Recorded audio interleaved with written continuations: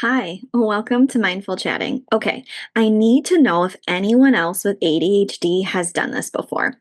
So you buy the planner, and this isn't just any planner, it's the planner. You've researched it, you've watched the videos about it, you've picked the perfect color. Maybe you even bought some pens like specifically for this planner. For approximately 11 minutes, you are convinced that this planner is going to change your entire life. And for a while, actually, it kind of does. You're writing everything down, you're checking things off, you're like more organized than you've been than ever, and you're basically like this new woman. And then you stop looking at it for whatever reason. And you decide, well, then fine, paper doesn't work for me. So I'm going to go completely digital. And now everything is on your phone. You have your calendar, your tasks, your appointments. They're beautiful, except there's another problem. You stop seeing it. And it's technically organized. You just don't feel organized. And you spend a long time thinking that this meant you hadn't found the right system yet. And eventually, you realize I was trying to make one planning tool do all these many jobs, or maybe you're not there yet. And I've decided and realized that I was making this one system do many different systems in all its work. And once I stopped asking whether paper or digital was better and started asking like what each one did better for my ADHD brain, my entire planning philosophy started changing right before my eyes. And I want to share that with you today. But don't worry, we're going to unpack it together. Welcome to Mindful Chatting, a podcast where therapy meets real life. I'm Kristen, a therapist, business owner, and a lifelong student of what it means to fully show up in our relationships, in our work, and in our healing. Here, we unpacked mental health concepts, explore mindfulness tools, and talk through the messy, beautiful, in-between moments that shape us. Whether you're a fellow clinician, a curious listener, or someone navigating your own growth, this space is for you. Let's chat. So, what's funny is everybody loves the debate of whether paper versus digital is really better. And guess what? Are you this paper planner person or are you a digital one? I want to know. But I don't think that's actually the most useful question for people who have ADHD. I think the better question is what does my brain need this information to actually do for me? Because those are two different things that we're talking about. Sometimes I may need this information stored. Sometimes I need to remember something later. Maybe sometimes I need to visually understand my week. Sometimes I need to think through competing priorities that are going on in my life. And sometimes I need something kind of shoved directly in front of my face at 3:15 because otherwise there's approximately zero chance I'm going to remember it. And those are very different executive functioning needs and tasks that are going on. So, why would I expect one tool to handle all of them equally well? That just seems like that's a disaster waiting to happen. So, I want to talk about how digital helps you and also paper. And guess what, ladies? You can do both. You can have both. And I know sometimes when I say that to people, it can be very overwhelming, but let me break it down for you. So, I'm going to talk about what digital does really well for me specifically. So, my digital calendar is where like my reality actually lives. Those are where my appointments, my meetings, my school, my work, my podcasting, really things involving other people, because I do use the invite function. Anything that has like a fixed time, a fixed start and end time lives in my digital calendar. And anything that I absolutely cannot pretend isn't happening because I got excited about another project. And this connects directly to what we talked about in our sourdough episode prior. So if you're interested in learning about that, go check that out. But my calendar shows me where my anchors are in my day. And in that episode, we talk a lot about how anchors really changes for ADHD people. But in this episode, my digital calendar is what creates those anchors. And if I have something at 9 a.m. and another thing at noon, I don't have the whole morning, even though I have said that to myself many, many times. I have a window of time. And that is very different when it comes to planning and realistically planning tasks. Digital is excellent for that because it gives me this kind of architecture of my day. It tells me this time already belongs to something else, and it gives me a visual kind of plan of where I can use my time effectively. My digital calendar tells me where my time went before my ADHD brain gets a chance to spend it twice. But here's the thing with digital: something can be perfectly organized digitally and become invisible to me. And I know that sounds weird, and anybody who doesn't have ADHD doesn't understand, but people who do get exactly what I'm saying. I have like 12 tasks beautifully categorized inside an app, and they're there, they're organized, they're color coded, they're beautiful. And my brain goes, what tasks? And that's where paper does something very different for me. Writing actually slows me down. I physically look at the week and I see how much space I physically have in my schedule. Sometimes for me, being able to relate digitally to space and time just doesn't work, but writing it on paper kind of does. And with paper, I get to cross things out. I can move things around. And I notice, like, whoa, Wednesday is already ridiculous. Why am I putting six more things down there?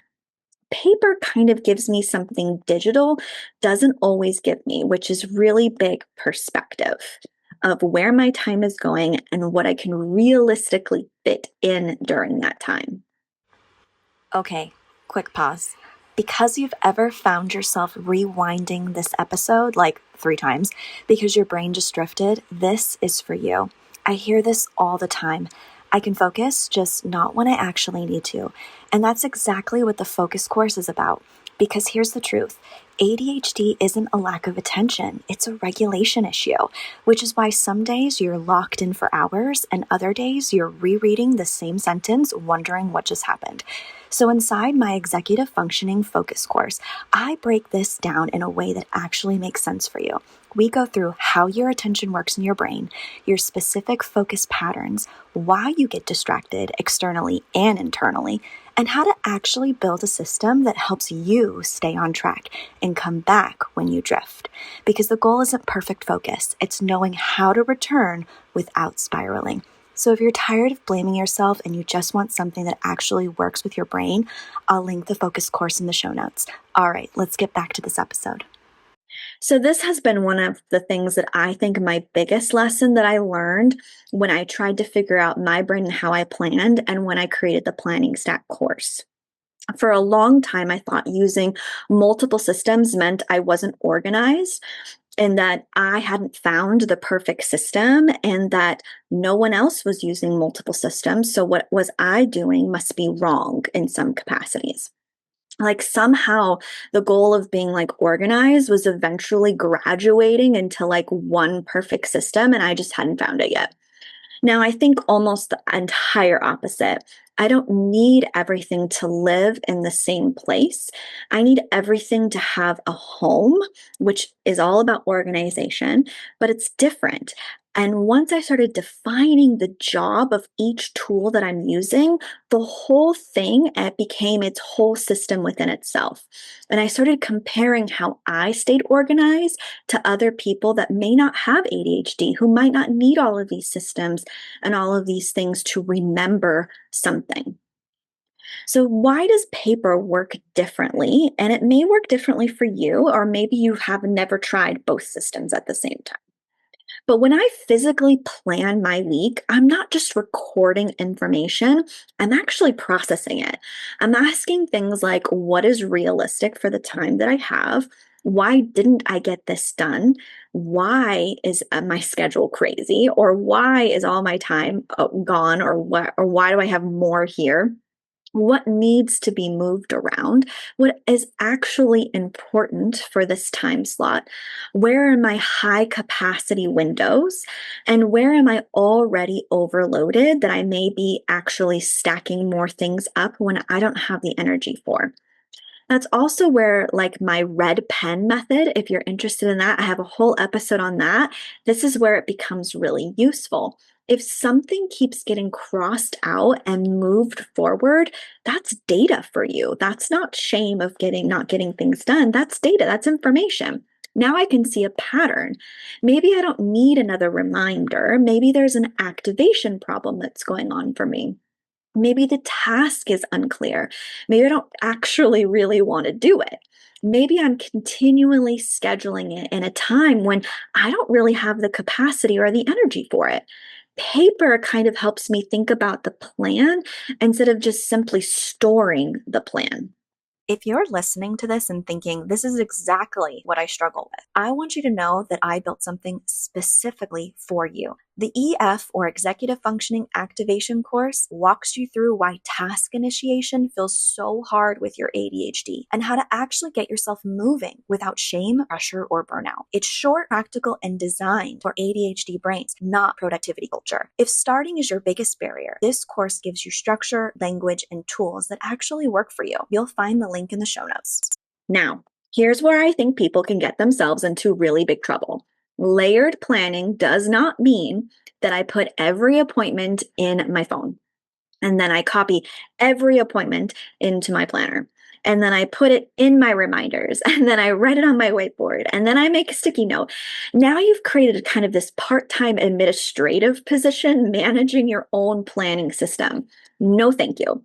The layers need to have different jobs. And that's why I started thinking about this layered planning system that's part of my ADHD planning stack course. So I want to talk about the 4 layers. And I'm going to break them down kind of more in a simplistic way. So, layer 1 is something that you see, what's actually happening. And that is my calendar. That's the tool that I use for layer 1. That's my hard commitments, my appointments, my anchors within my schedule, my time boundaries. The calendar answers the question, where does my time already belong to? What have I already committed to? Layer 2 is now I want to think. How do I want to use the time that I have pockets of windows between these anchors? And that's where my paper planner becomes incredibly valuable for me. I can visually process the week. I can see competing demands of my attention and my energy. I can think about the capacity that that's going to have for me. And then I can make decisions about what I'm going to do. That planner answers what I can realistically fit into my week or in that block of time. Do you see the difference? Calendar is where does my time belong, but the planner says what fits and what time is left. Layer 3 is about remembering. And this is where tools like Apple Reminders or any kind of reminders app can come in and be really super helpful. And we've talked about this in this last month, and I have a whole episode on using Apple Reminders for ADHD brains if you want to check that out. I'm not going to stare at my planner all day waiting for it to remind me to take something out of the freezer at 4 o'clock. That's absolutely ridiculous and not what it's used for. Technology can do that for me, but reminders answers the question of what does future Kristen need brought back to her attention? And that gets a lot out of my working memory. And I cannot stress this enough. If we have the same sounds for multiple notifications, they become background noise to us. And if I hear my phone going off, but I know what the sound is equated to, and let's say it's a reminder, I may go, oh, shoot, maybe I should go check that just to make sure. Or, oh, yeah, I remember. I needed to and maybe I just am reminded by the sound and not necessarily that I have to go check my phone. Layer 4 is the do part. And that's where there's today, like what's going on today for you.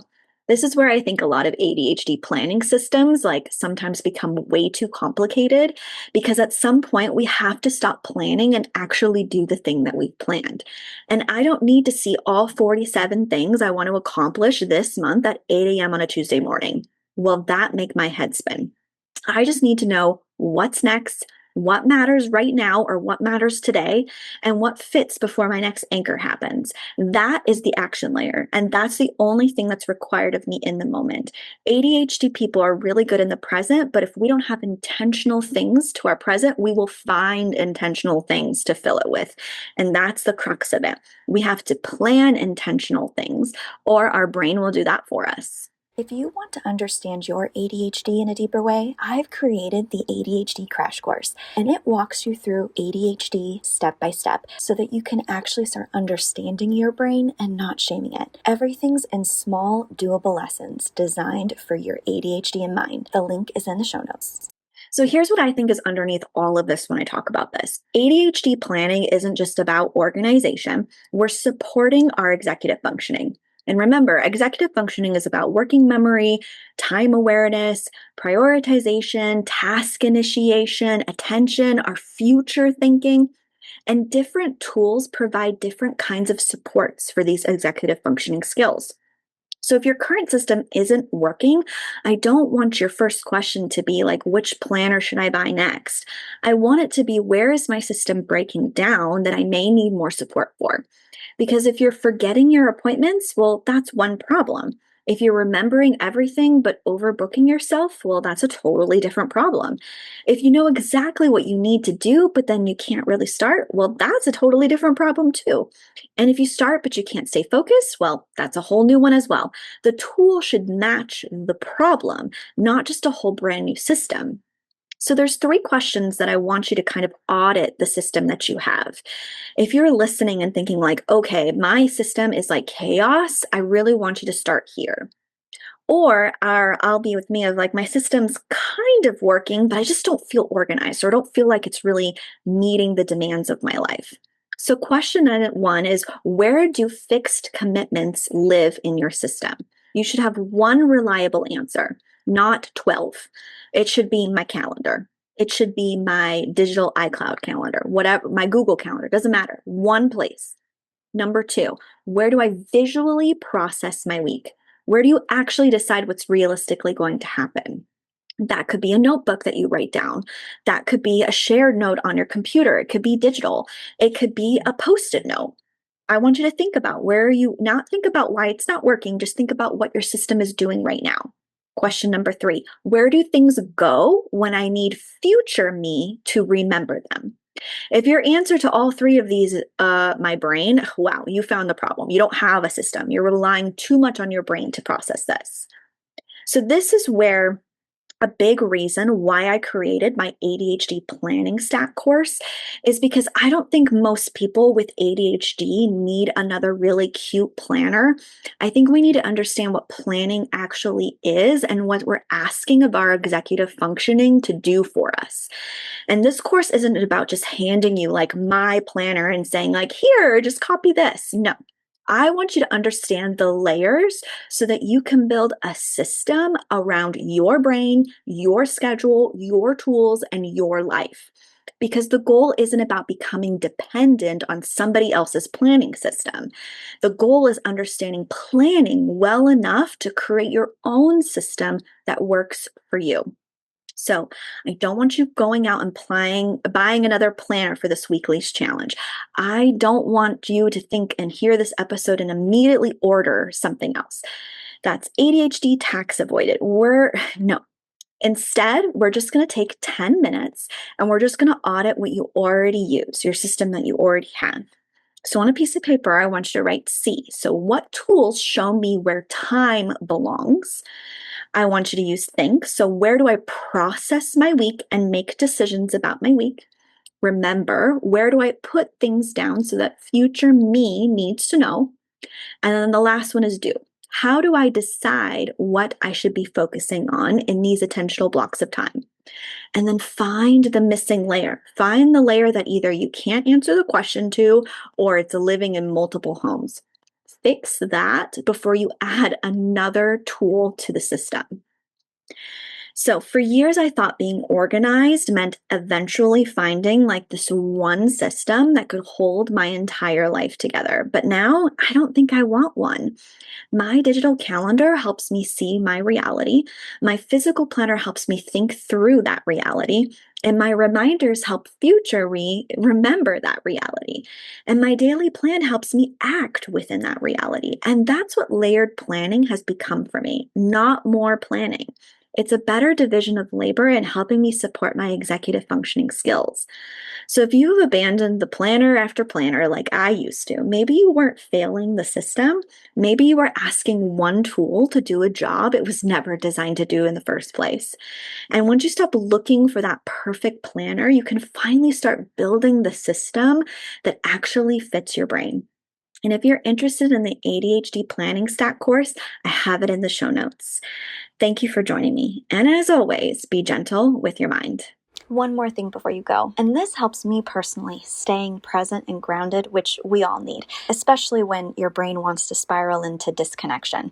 Me too. It's Brain FM. It's musically designed to help ADHD brains, well, really anyone's brain, focus, relax, or sleep, and I use it almost daily. If you want to try it, I've dropped my link in the show notes. And if you're looking for planning tools or ADHD-friendly resources, I'll keep a list of my favorite links in every episode.